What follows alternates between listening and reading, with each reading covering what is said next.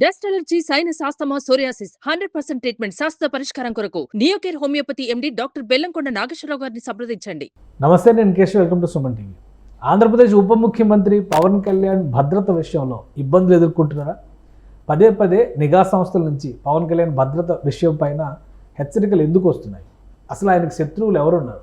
ఎందుకు పవన్ కళ్యాణ్ని ఇబ్బంది పెట్టేటువంటి ప్రయత్నాలు జరుగుతున్నాయనే అనుమానాలు రోజు రోజుకి బలపడుతున్నాయి. ఈ అంశాలని విశ్లేషించేటువంటి ప్రయత్నం చేద్దాం. మనతో పాటు ఉన్నారు పొలిటికల్ అనలిస్ట్ చంద్ర శ్రీనివాస్ గారు. చంద్ర శ్రీనివాస్ గారు నమస్కారం. నమస్కారం. పవన్ కళ్యాణ్ భద్రత పైన గతంలో కూడా కొంత ఇన్ఫర్మేషన్ వచ్చింది. రెక్కీలు చేశారన్నారు. ఆయన వారాహి యాత్రలో అన్నోన్ వెహికల్స్ చొరబడ్డాయి అనేటువంటిది వచ్చింది.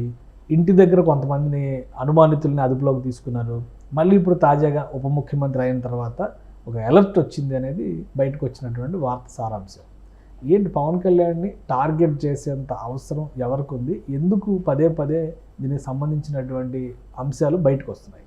డెఫినెట్గా అండి. అంటే ఏదైనా కానీ ప్రజానాయకుడు, ఉప ముఖ్యమంత్రి, సెలబ్రిటీ, అన్నిటికి మించి లక్షలాది మంది అభిమానులు ఉన్నారు. ఆ వ్యక్తి దశాబ్దం పైన రాజకీయాల్లో ఉన్నప్పుడు అనేక మంది రాజకీయాల్లో, అంటే ఏ విధంగా సినిమాల్లో ఉండి హీరోగా ఉంటే వాళ్ళకేం ప్రాబ్లం ఉండదు. రాజకీయాల్లో వస్తే ఆ రాజకీయ పార్టీలకు కావచ్చు, లేకపోతే ఆ పార్టీ ప్రేరేపిత భావజాలం గల వాళ్ళు కావచ్చు, ఏదైనా కానీ వాళ్ళకి ఇబ్బందికరంగా ఉంటుంది. ఇకపోతే ఇక్కడ ఎందుకు ఈయన పట్ల కేంద్ర ఇంటెలిజెన్స్ వర్గాలు హెచ్చరిక జారీ చేసినాయి అంటే, మొట్టమొదటిది మోదీ గారు సెంట్రల్లో అధికారంలో రావడానికి చాలా కీలక పాత్ర పోషించారు. టీడీపీని దాంట్లో జట్టు కట్టడంలో మనకి 21 సీట్లు వచ్చినాయి మన ఆంధ్రప్రదేశ్ నుంచి. అయ్యే కీలకమైనవి. అది ఫస్ట్. కాబట్టి మోదీ గారు కూడా ఈ యొక్క వర్గాల ద్వారా ప్రమాద ఇది ఉంది ఆయనకు కూడా. అటువంటి మోడీ గారికి పూర్తి సపోర్ట్ చేస్తున్నారనే ఉద్దేశంతో హిందూ వ్యతిరేక వర్గాల వాళ్ళు ఆయన్ని ఒక పాయింట్ ఆఫ్ వ్యూలో కార్నర్ చేసి ఉండొచ్చు. రెండోది, హిందూ భావజాలంతో ఎక్కువగా సనాతన సంప్రదాయాన్ని గౌరవిస్తా వరాహి యాత్ర కావచ్చు, లేకపోతే ఏది తీసుకున్నా అమ్మవారి పూజలు కావచ్చు, హోమాలు కావచ్చు, ప్రజల కోసం నిరంతరం హిందూ భావజాలంతో భారతీయ సనాతన సంప్రదాయాన్ని గౌరవిస్తూ ఉన్నాడు. అటువంటి పాయింట్ ఆఫ్ వ్యూ ఒకటి ఉంటుంది. మూడోది అతి ముఖ్యమైనది ఏంటంటే, వైఎస్ఆర్సీపీని కూకటి వేలతో చెప్పి పెకలించాడు. జగన్ నిన్ను గద్దెదించకపోతే నా పేరు పవన్ కళ్యాణ్ కాదు, నా పార్టీ జనసేన కాదు. ఉభయ గోదావరి జిల్లాలతో పాటు 8 జిల్లాల్లో 0 మాత్రం వైసీపీ వచ్చిందంటే, చివరికి 151 సీట్ల నుంచి ప్రధాన ప్రతిపక్ష హోదా కూడా కోల్పోయి 11కి పరిమితం అయిందంటే అది అసలు వాళ్ళు జీర్ణించుకోలేకపోతారు. వాళ్ళ సానుభూతి సంబంధించిన వాళ్ళ డిస్కషన్లో భాగంగా కొంత ఇది వచ్చిందనేది. ఎందుకంటే రెగ్యులర్ ట్రాకింగ్ అనేది కేంద్ర ఇంటెలిజెన్స్ వర్గాలు ఉంటాయండి. ఇంటెలిజెన్స్ బ్యూరో కావచ్చు, నిఘా వర్గాలు ఎప్పటికప్పుడు మానిటరింగ్ ఆ పార్టీలు ఈ పార్టీల్లో వాళ్ళు ఉండి వాళ్ళు ఇన్ఫర్మేషన్ ఇస్తుంటారు ఐబీకి. ఆ పాయింట్ ఆఫ్ వ్యూలో వచ్చినప్పుడు పవన్ కళ్యాణ్ గారికి మొన్న చెప్పిన సమాచారం ఏంటంటే, మీరు ప్రతి నిమిషం చాలా జాగ్రత్తగా ఉండండి. ఎందుకంటే అభిమానుల రూపంలో కొంతమంది చొరబడి మీ ప్రాణాలకు ముప్పు కలిగించవచ్చు అనేది శుతిమెత్తంగా, అంటే స్మూత్గా చెప్పారంటే ఆయన జాగ్రత్తగా ఉండాలనే కదా. అదే సమయంలో ఇక్కడ ఏంటంటే, అతను ఒక తెలుగు రాష్ట్రాల సంపదే కాదు, ఆయన జాతీయ సంపద. మనం చూసాం మోదీ గారు కూడా పవన్ తుఫాను అన్నాడంటే ఎంత జాతీయ రాజకీయాలు ప్రభావితం చేస్తున్నాడో అర్థం చేసుకోవాలి. ఆ సంపదని, ఆ వ్యక్తిని మనం కాపాడుకోవాల్సిన అవసరం ఉన్నది.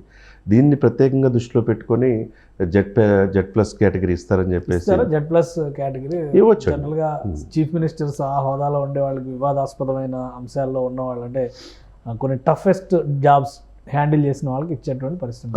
ఇప్పుడు పవన్ కళ్యాణ్ గారికి వస్తున్నటువంటి థ్రెట్స్ ముఖ్యంగా ఇంటర్నేషనల్ థ్రెట్స్ వస్తున్నాయి. అంటే విదేశాల్లో దీనిపైన ఏదో సుపారీలు పెట్టుకున్నారనేది కూడా గతంలో చర్చ జరిగింది. కాబట్టి జెడ్+కి అప్గ్రేడ్ చేసే అవకాశం ఉంటుందా ఆయన సెక్యూరిటీ? డెఫినెట్గా ఉంటుంది. ఎందుకంటే మీరన్నట్టు విదేశీతో పాటుగా నక్సల్స్ రూపంలోనే కూడా ఒక లెటరు, అది నిజమా కాదా ఇప్పటివరకు తేల్లా. కొంతమంది మీరు ఎలా హిందూ తత్వాన్ని బోధించే మోదీకి సపోర్ట్ చేస్తారు, లెఫ్ట్ భావజాలంతో ఒకప్పుడు ఉన్నారు కదా మీరు, కొంతమంది యువతని రెచ్చగొట్టి ఇప్పుడు అధికారంలో వచ్చారని చెప్పేసి ఒక లెటర్ వచ్చింది. అది కూడా ఫేక్ అని తెలిసింది.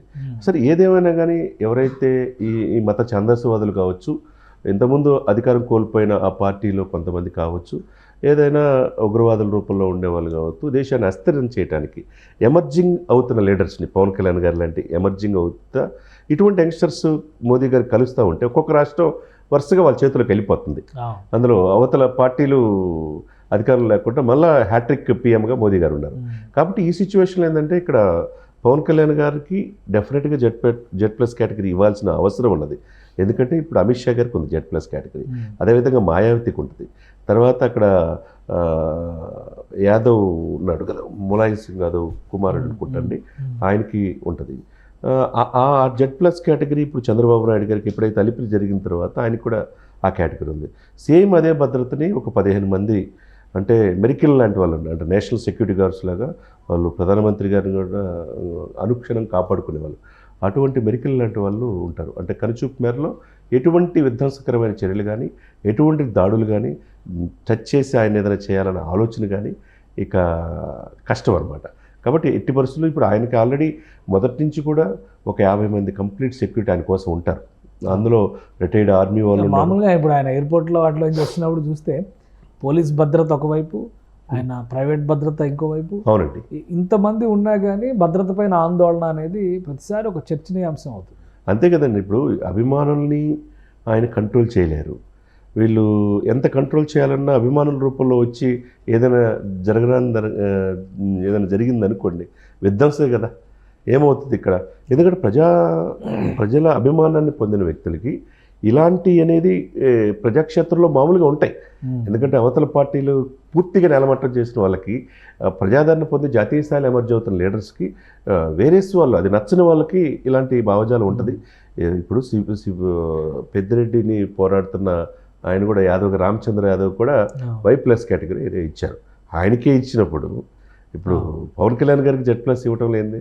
అందులో ఉప ముఖ్యమంత్రిగా ఉన్నాడు, 6 శాఖలు నిర్వహిస్తున్నాడు, ఎన్డీఏలో కీలక పాత్ర పోషిస్తున్నాడు. మరి ఇన్ని ఉన్నప్పుడు Z+ కేటగిరీ అనేది ఇమ్మీడియట్గా చర్యలు తీసుకోవాలా. ఎప్పటికప్పుడు కేంద్ర ప్రభుత్వం, రాష్ట్ర ప్రభుత్వాలు సమన్వయంతో పనిచేస్తా, ఇక్కడ డీజీపీతో సమన్వయం పనిచేస్తా.